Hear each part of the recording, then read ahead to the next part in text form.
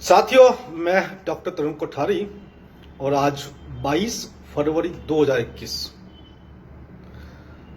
और आज कुछ महत्वपूर्ण बिंदुओं के साथ आपके साथ चर्चा करेंगे। साथियों, जैसा कि आपने देखा कि किसान आंदोलन चल रहा है देश के अंदर, लगभग 90 दिन होने वाले हैं, 3 महीने। इस किसान आंदोलन ने अब तक हमको सेकंड लॉकडाउन से, दूसरे लॉकडाउन से बचा कर रखा है।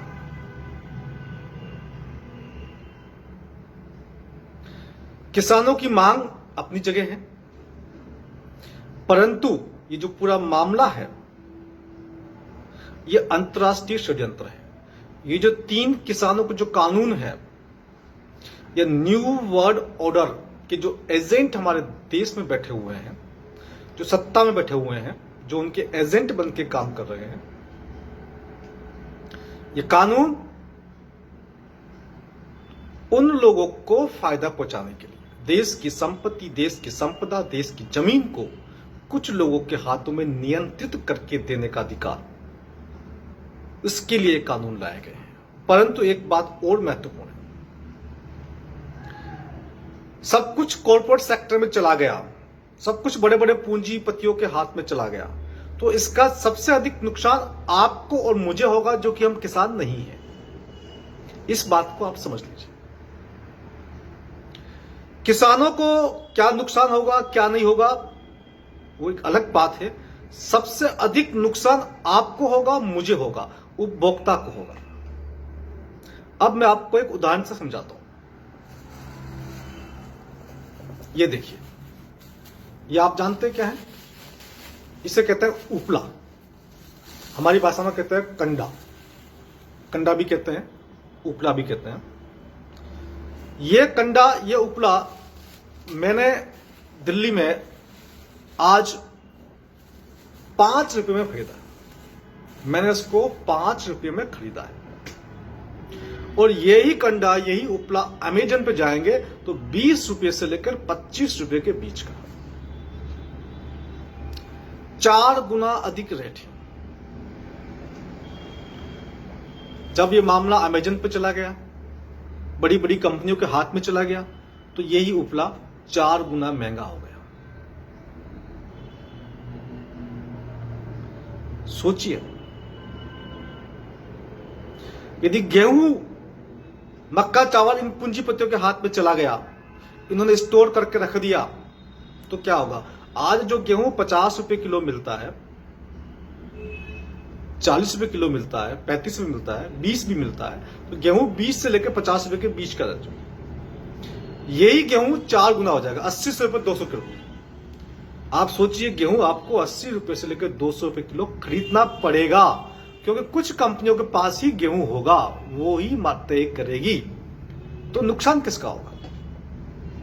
भूखे कौन मरेगा? आप और हम। इसलिए मामला किसानों का नहीं है, ये किसानों से ज्यादा नुकसान हमें देगा। ये अमेजन जैसी बड़ी बड़ी कंपनियां जो है, विदेशी कंपनियां देश में आ गई है, ये नई ईस्ट इंडिया कंपनी है। ये देश पूरा गुलाम बन चुका है। अब इस देश को दोबारा से आजाद कराना पड़ेगा। और हमारी सरकारें, जैसे पुराने जमाने में जो सरकार होती थी, जो राजा महाराजा होते थे, वैसे आज सरकार है कहने के लिए, हमारी सरकार उस जमाने में कहने के लिए हमारे राजा होते थे, हमारे महाराजा थे, लेकिन वो अंग्रेजों के हिसाब से चलते थे। देखने के लिए हम जाते थे तो राजा हमारे होते थे। वैसे ही हो रहा है, सरकार हमारी, लोकतंत्र है, हम चुनाव लोग लड़ते हैं, जीतते हैं और सरकार बनाते हैं। हमको लगता है कि हमारी सरकार है, हमारे प्रधानमंत्री जी, हमारे मुख्यमंत्री जी है। कुछ नहीं है, ये कुछ अंतर्राष्ट्रीय ताकतों के एजेंट बने हुए। देश पुनः गुलाम हो चुका है। जहां तक विदेशी निवेश की बात थी, ये विदेशी निवेश क्या होता है? अपनी ही पूंजी को बेचना, उसको बोलते हैं विदेशी निवेश। अब किसी आदमी के पास में मान लीजिए 5 प्लॉट है और एक प्लॉट उसने बेच दिया, जो मुझे पैसा मिल गया। पैसा आया, आधा पैसा उसने उड़ा दिया, कुछ भ्रष्टाचार में हो गया, कुछ इसने खाया पिया, कुछ शराब में, थोड़ा बहुत पैसा लेकर के किसी एक प्लॉट पे हल्का सा कंस्ट्रक्शन कर दिया। अब वो दिखाने के लिए वो कंस्ट्रक्शन वाला एरिया दिखा देगा, जी देखो हमने तो तरक्की की है, वो उसकी प्रॉपर्टी बिकी है, वो बात नहीं हो रही है। थोड़े दिन बाद पैसा खत्म हो जाएगा, दूसरा प्लॉट बेचेंगे, फिर उस पर एक फ्लोर और खड़ा कर देंगे, उसके ऊपर बोलेंगे जब हमने तरक्की कर दी। विदेशी निवेश से कभी देश में तरक्की नहीं हो सकती, और विदेशी निवेश की आवश्यकता ही नहीं है। विदेशी निवेश का मतलब है कि अपनी ही प्रॉपर्टी को बेचना और काम चलाऊ पैसों की व्यवस्था करना। तो देश की सारी संपत्तियां धीरे धीरे धीरे करके बिक चुकी है। थोड़ी कांग्रेस ने बेची, जो बची कुची थी वो भाजपा वाले बेच रहे। एक सांपनाथ, दूसरा नागनाथ। देश की जनता किसके पास रहे? इस बात की गंभीरता को आप लोग समझिए। फिर आगे बात करेंगे इस बारे में। काफी दूसरी जो बात करते हैं, फ्रंटलाइन वर्कर्स की बात करते हैं। बहुत सारे फ्रंटलाइन वर्कर्स ने मुझे फोन किए हैं पिछले कुछ दिनों से, मैं उनसे फोन से बहुत अधिक संपर्क में हूं। कैसे वैक्सीन से बचें, क्या करें? बिल्कुल स्ट्रेट फॉरवर्ड मना कर दीजिए। मेरे पास कई जगह से फोन आया। उड़ीसा से एक भैया का फोन आया, वो पुलिस के अंदर काफी दिन से परेशान था कि सर मुझे बहुत फोर्स कर रहे, क्या करूं। मैंने बोला मना कर दीजिए और बोलिए कि आप लिख के दीजिए कि यदि कुछ हुआ तो आप जिम्मेदार होंगे। उसको फोर्स किया गया कि तेरे को नौकरी से निकाल देंगे, तेरी तनख्वाह नहीं देंगे। उसने कहा मत दो तनख्वाह, नौकरी से निकाल देंगे। उसने कहा निकाल दो, मैं वैक्सीन नहीं लगवाऊंगा। और अब जाकर के उसका प्रेशर कम हुआ है। तो आप ध्यान रखिए, कोई आपको नौकरी से नहीं निकाल सकता, कोई आपकी तनख्वाह नहीं रोक सकता, क्योंकि देश के कानून के हिसाब से जो चल रहा है, ये एक ट्रायल फेज चल रहा है। वैक्सीन का ट्रायल फेज चल रहा है। वैक्सीन नहीं लगा रहे, वैक्सीन का ट्रायल चल रहा है। तीसरे फेज का ट्रायल चल रहा है। तो आपको लगाना कोई कंपल्सरी नहीं है। आपको कोई कंपल्सरी नहीं लगा सकता, चाहे आप सरकारी कर्मचारी हो। बिल्कुल मना कर दीजिए। जब आप मना करेंगे, उनके ऊपर हमला कर दीजिए कि आप लिख के दीजिए स्टाम्प पेपर के ऊपर कि कुछ हो गया तो आप जिम्मेदार होंगे। वो लिख के नहीं दे पाएंगे। अब आगे चलते हैं। ये देखिए, वैक्सीनेशन के बाद बीमार हुई आंगनवाड़ी सहायिका की मौत, जांच कमेटी गठित। ये देखिए, अब वैक्सीनेशन के बाद में किसी की मृत्यु हो गई आंगनवाड़ी सहायिका की, तो इसके लिए जांच कमेटी बिठाई गई है। यही जब कोरोना पॉजिटिव की बात मौत हो रही थी, तब जांच कमेटी नहीं बैठती थी कि भाई जांच करने के लिए कोरोना से मौत हुई या नहीं ना। तब तो घोषणा अखबारों में, मीडिया में चारों तरफ से इतने मरे। यहां तक कि डॉक्टरों को यह अधिकार दे दिया गया था कि कोरोना नेगेटिव आ गया है टेस्ट में, फिर भी लगता है कि साइन सिम्टम आपको, तो कोरोना पॉजिटिव डेथ बता दीजिए उसको, कोई जांच की आवश्यकता नहीं है। अब चूंकि वैक्सीन लगवा रहे हैं, तो अब आप याद रखिएगा कि वैक्सीन लगने के बाद किसी की मौत हो रही है तो सरकार कोशिश करेगी कि 99% मौतों को कहीं और शिफ्ट करेगी। जांच कमेटी बनाएगी कि जांच कमेटी फैसला कर देगी जी ये तो वैक्सीन से मौत नहीं हुई, किसी और वजह से मौत हुई, उसके पहले से कोई बीमारी थी उससे मौत हुई। इस बात को आप नोट कर लीजिएगा। अब देखिए, प्रदेश के 70% लोगों में बन गई कोरोना की एंटीबॉडी, इसलिए कम आ रहे हैं मरीज। 70% लोगों में एंटीबॉडी बन चुकी है, यानी कि हर्ड इम्यूनिटी आ चुकी है। ऐसी स्थिति में किसी भी बीमारी के लिए जब 70% लोगों में एंटीबॉडी बन जाती है, तो किसी वैक्सीनेशन की आवश्यकता नहीं होती। बात समझे? जब होती नहीं है तो लोगों को मालूम चल गया तो लोग नहीं आ रहे, सरकारों को अपनी वैक्सीन फेंकनी पड़ रही है, तो ऐसी वजह से वो हम जैसे लोगों को टारगेट कर रहे हैं। कोई बात नहीं, सरकार कितना ही टारगेट करे, हम इस लड़ाई को लड़ेंगे। 138 करोड़ लोगों के जीवन का मामला है। चुप नहीं बैठेंगे, लड़ते रहेंगे प्रतिदिन।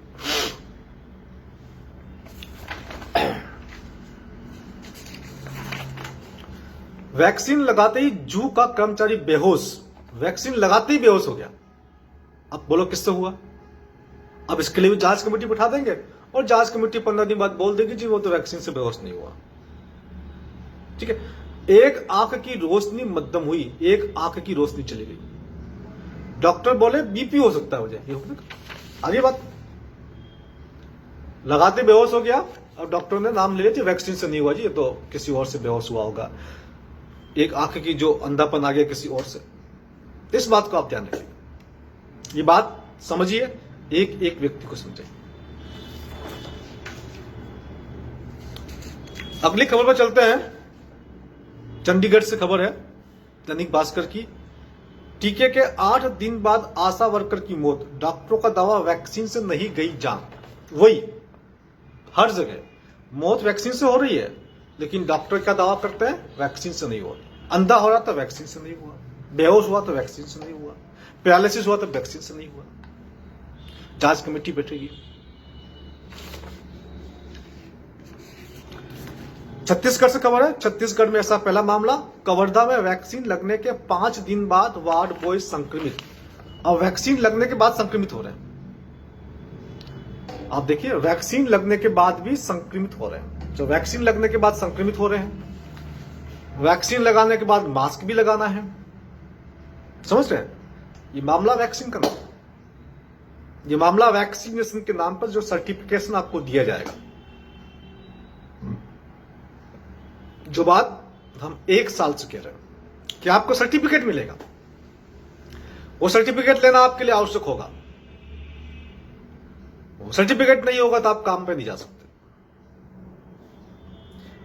आप ट्रेवल नहीं कर सकते, यात्रा आप नहीं कर सकते,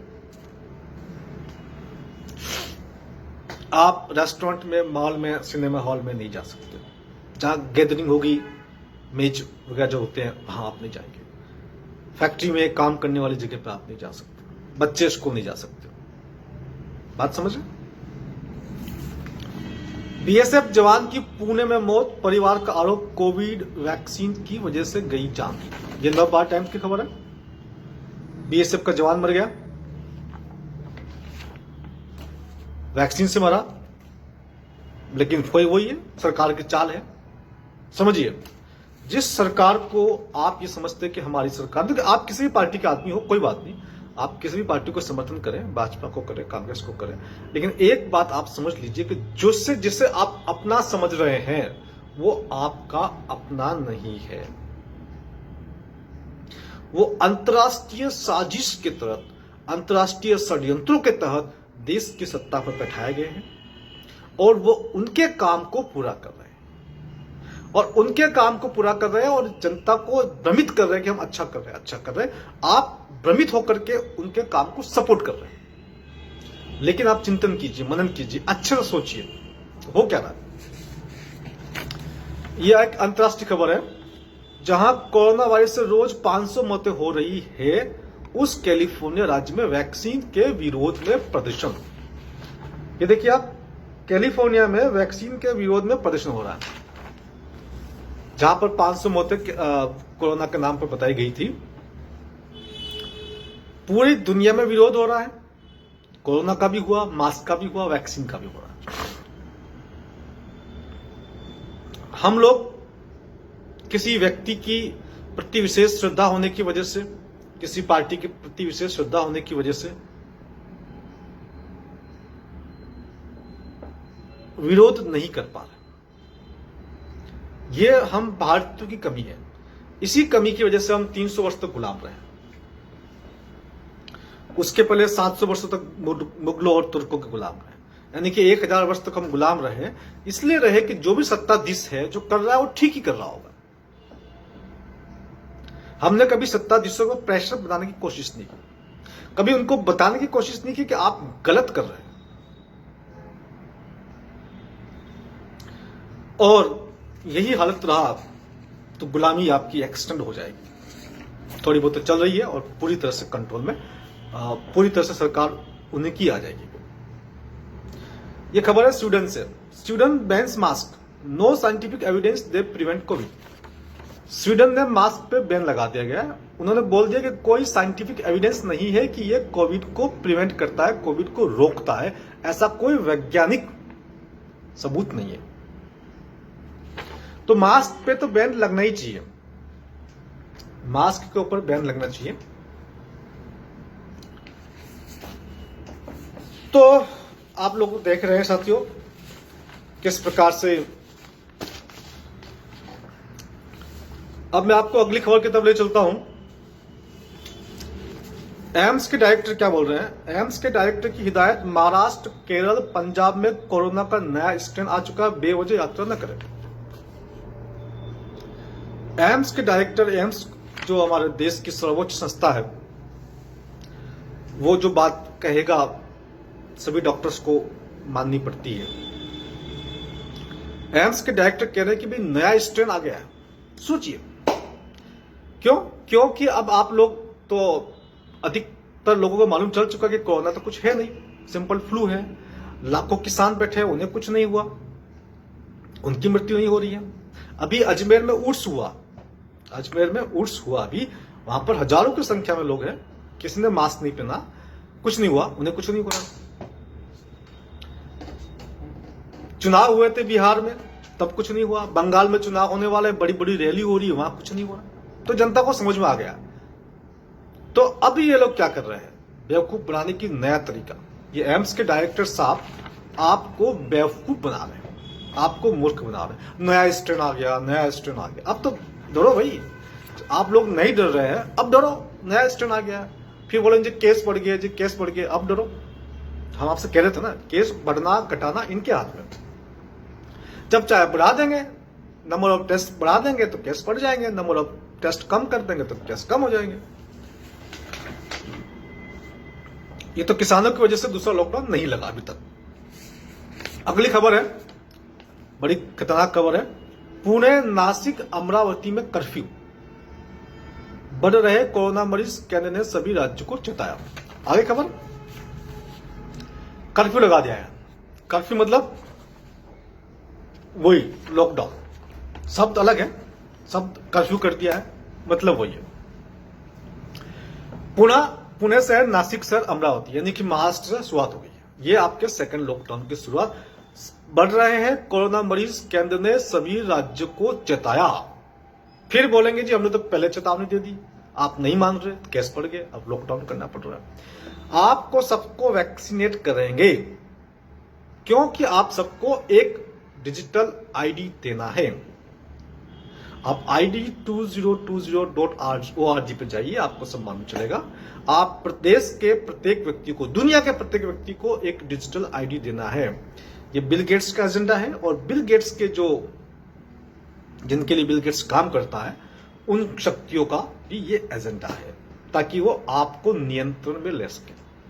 और हमारी सरकार है वही काम कर रही है जो वो चाहते हैं। तो दूसरे लॉकडाउन की तैयारी शुरू हो चुकी है। ये सरकार चाहे भाजपा की हो, चाहे कांग्रेस की हो, चाहे किसी भी पार्टी की हो, हमें उससे मतलब नहीं है। इस सरकार को कमजोर करना होगा, हर तरह से हमला करना, तभी हम लोग देश के 138 करोड़ जनता को बचा सकते हैं। जो जहां पर है, जैसे भी सरकार के ऊपर हमला कर सकता है, नहीं तो देश बिक जाएगा। साल, 2 साल, 3 साल में पूरी तरह से देश बिक जाएगा। अभी आपको देखिए, एक नया, व्यापारियों ने किया 26 को भारत बंद का ऐलान, GST खत्म करने की मांग। इस सरकार को चारों तरफ से घेरना है, किसानों के आंदोलन को समर्थन देना है। वो हमारे हित की लड़ाई लड़ रहे हैं, इसलिए हमारा दोहरा दायित्व है, दोहरी जिम्मेदारी है। साथ में 26 तारीख को, 26 फरवरी को भारत बंद का ऐलान व्यापारी कर रहे हैं, GST को खत्म करने की बात। जिस हम लोगों को कोरोना का मैटर समझ में आ गया, किसानों को मामला समझ में आया, है ना। आप में से कुछ ऐसे हो सकते हैं जो, जिनको GST नहीं देना पड़ता, उनको मामला समझ में नहीं आ रहा, लेकिन GST बहुत ही खतरनाक है। छोटी छोटी मिस्टेक्स के लिए बड़ी बड़ी सजाएं, के जुर्माना।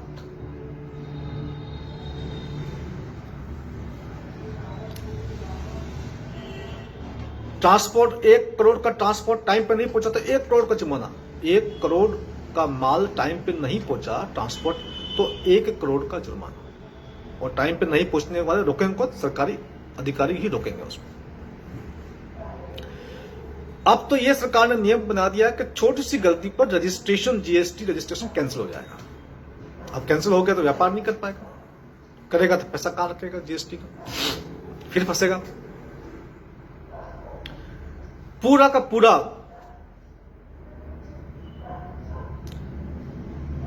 कानून, अधिकार, विशेष अधिकारों को जो सरकारी अधिकारी है उनके हाथ में दे दिया गया। जो हमारे सांसद है, जो हमारे विधायक है, उनका ध्यान कहीं नहीं है, बस चुनाव लड़ना, चुनाव जीतना, उसी में ध्यान, सरकार बनाना। बाकी जनता को छोड़ रखा है अधिकारियों के हवाले, और अधिकारी खून चूस रहे हैं। जीएसटी का रजिस्ट्रेशन कैंसिल करने की धमकी देते हैं और हो भी रहे। तो जीएसटी खत्म करने की मांग को लेकर 26 तारीख को भारत बंद का ऐलान किया है। यह विदेशियों की सरकार है, विदेशी एजेंटों की सरकार है, इसलिए इसका विरोध करना है, हर तरह से विरोध करना है। जहां भी विरोध हो रहा है वो विरोध करना है। कोरोना का विरोध करना है, वैक्सीन का विरोध करना है, कृषि के जो काले कानून है उसका विरोध करना है, व्यापारी की जो मांग है उसका विरोध करना है, जीएसटी का, भारत बंद का समर्थन करना है।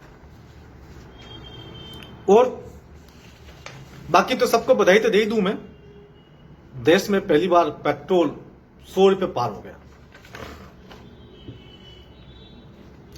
तो देश की जनता बधाई की पात्र है, क्योंकि देश की जनता जब वोट देने गई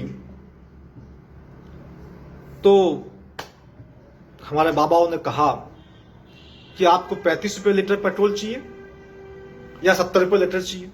जनता ने बोला जी 35 चाहिए, तो 35 चाहिए तो इनको वोट दो, इनको वोट दे दिया। अब हो गया 100 रुपये लीटर। भाई और बहनों, देश हित में 100 रुपये पेट्रोल भरवाओ, नहीं तो अगर विरोध करोगे तो आपको तुरंत देशद्रोही घोषित कर दिया जाएगा, या आपको टुकड़े टुकड़े गैंग का घोषित कर दिया जाएगा। फिर भी अब आपको सोचना है कि इस पेट्रोल को और कहां तक ले जाना है।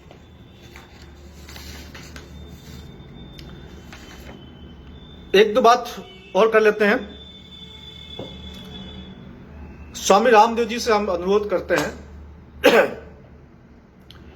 कि उनका यह कहना है कि कोरोनिल से कोरोना का इलाज होता है, तो उनसे हमारा अनुरोध है हाथ जोड़ करके कि सरकार को समझाए कि कोरोनिल से इलाज हो सकता है, तो क्यों वैक्सीन के नाम पर इतना अरबों खरबों का बजट बर्बाद कर रहे हैं। स्वामी जी की अप्रोच है, पहुंचे, उनकी दवाई भी है, और स्वामी जी कह रहे हैं कि उनको वैक्सीन की आवश्यकता नहीं है। तो जब उनके पास कोरोनिल आ गई है, दवाई भी आ गई है, तो इस वैक्सीन के सर्टिफिकेशन पे क्यों सरकार जोर दे रही है। तो स्वामी जी से अनुरोध है, आग्रह है कि वो इसका भंडाफोड़ करे, बजाय इसके कि इसमें से कमाई करने के चक्कर में। अगर आप कमाई करने के चक्कर में रहेंगे तो आपकी वजह से दूसरे साधु, जो वास्तविक साधु है, जनता का विश्वास उन साधुओं से भी उठ जाए। आप संत समाज से आते हैं, साधु समाज से आते हैं, और देश के लिए, देश की जनता के लिए आप बहुत अच्छे व्यक्ति माने जाते हैं। साधुओं का सम्मान प्रत्येक व्यक्ति करता है, परंतु यदि आप व्यापार करने के लिए देश की जनता को गुमराह करेंगे, एक सामान्य बीमारी को महामारी करके प्रस्तुत करेंगे, तो आपके ऊपर से तो विश्वास उठेगा ही, साथ में बाकी साधु जमात से भी विश्वास उठ जाएगा। उसके जिम्मेदार भी आप रहेंगे। इसलिए आपसे अनुरोध करते हैं कि आप फटाफट जल्दी से इस महामारी का भंडाफोड़ करें और जनता को जागरूक करें। अंतिम बात मैं आपसे और कहना चाहता हूं, अभी आपने देखा सोना पिछले 4-5 दिनों में 5,000 लुढ़क चुका है। 4-5 दिनों में सोना 5,000 रुपये लुढ़क चुका है, गिर चुका है। अब एक बड़ी खबर आपको बताना चाह रहा हूं। भारत के अधिकांश बैंक डूबने वाले हैं, बैंक कोलैप्स होने वाले हैं। ये देखिए, खबर पढ़िए।